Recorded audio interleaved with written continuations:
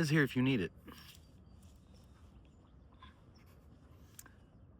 Last night I was watching, that Pixar movie Soul? I don't know if you've ever seen it, but I was watching it last night, and I'd seen it years ago, but it was the first time in a bit.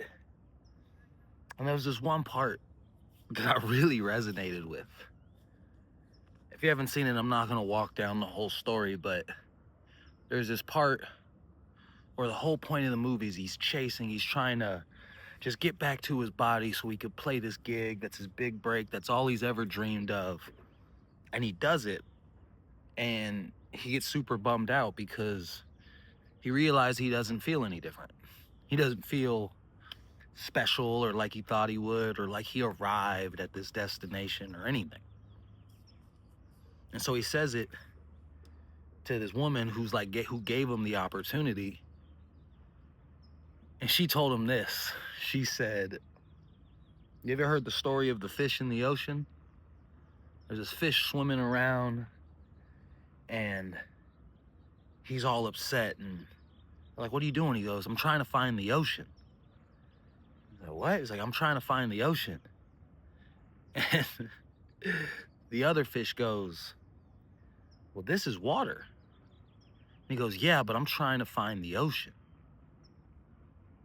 And the idea behind that is just like we idealize things and we idealize the idea of arrival.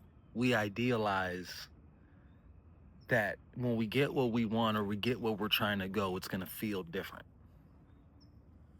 Not realizing that we're already in it. That the version we have cooked up in our head of some revelatory future, some on switch that would get hit that says like, all right, I've arrived, I'm here now, is a myth. You're looking for the ocean, but you're already in the water. It's this grand idea. I know for me, that's kept me stuck a lot. A lot of times thinking that if I could just get this thing or get to this place or arrive at a destination, then the on switch in my back would get flipped and it would all feel different and I would wake up as this new person. I would wake up with this new enthusiasm or this greater sense of self, only to realize that it's all the same.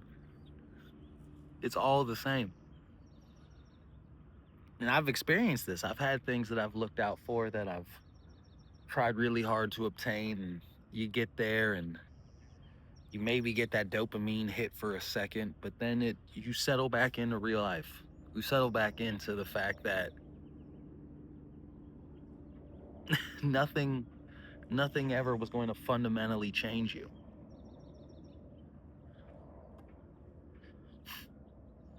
So how do you swim? If you're already here, how do you swim?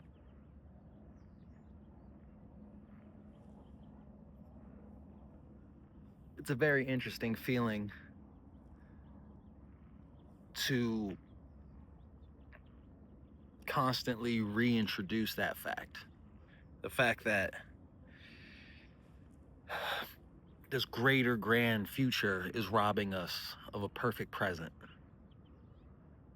That you getting that promotion or you finding that partner or you getting that car you've always dreamed of and put on your vision board, how we think that that constitutes arrival. But much like anything, the car gets old, that apartment you always wanted, you wake up one day and it's dirty and you forgot how much you ever wanted it. Even me, I get to live in this beautiful place on this mountain, and I try my best every morning to wake up and go, nope, this isn't normal. Don't don't let this get old, you know? my directive for myself this week, and if anybody wants to follow along, is recognize that you're already swimming. Recognize that the finish line is something you created in your head. And no matter what, it won't fulfill you. It won't take you to a new stratosphere internally. It may move you out of a zip code. It may put you in a new tax bracket.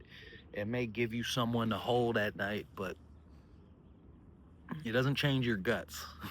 It doesn't take away who you are with or without it. So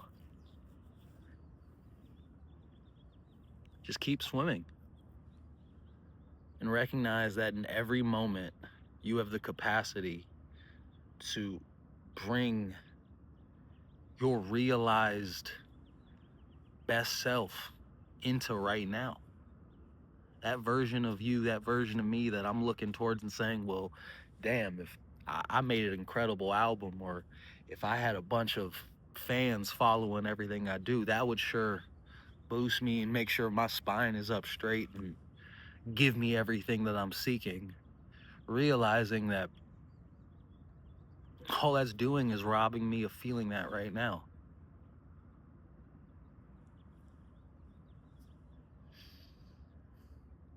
Sure, I could draw my treasure map and I'd go out there and I could strategize and I could implement and I could make it happen. But at the same time, what's the use if I rob myself of this present moment in this present time? I made a video, I don't know if it was last week, maybe it was the week before, about a meditation I had called Time is Your Inheritance. Time is your inheritance. We if we could associate the feeling of wealth with the most important resource any one of us will ever know, then that gives us the ability to live here as if we've arrived, because we have. We arrive in every single moment. We arrive continuously when we arrive consciously.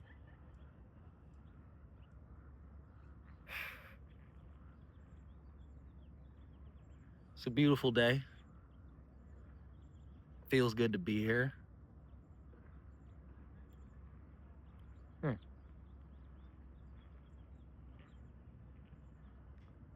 That ideal reality, that future self, that new version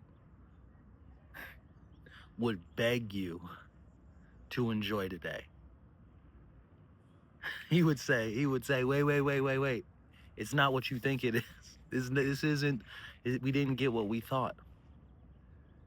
That perfect version of you would look back and say, please be where your feet are. So don't take my word for it. Take you a year from now's word for it. Because think about it. What would you tell yourself 3 years ago? Close your eyes and just get through it. Sure. But I'm sure you would also say, I don't know, man, it'd be pretty sweet if you could just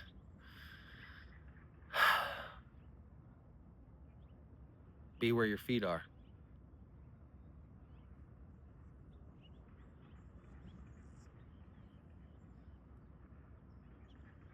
Let's treat today like the gift it is. This is here if you need it.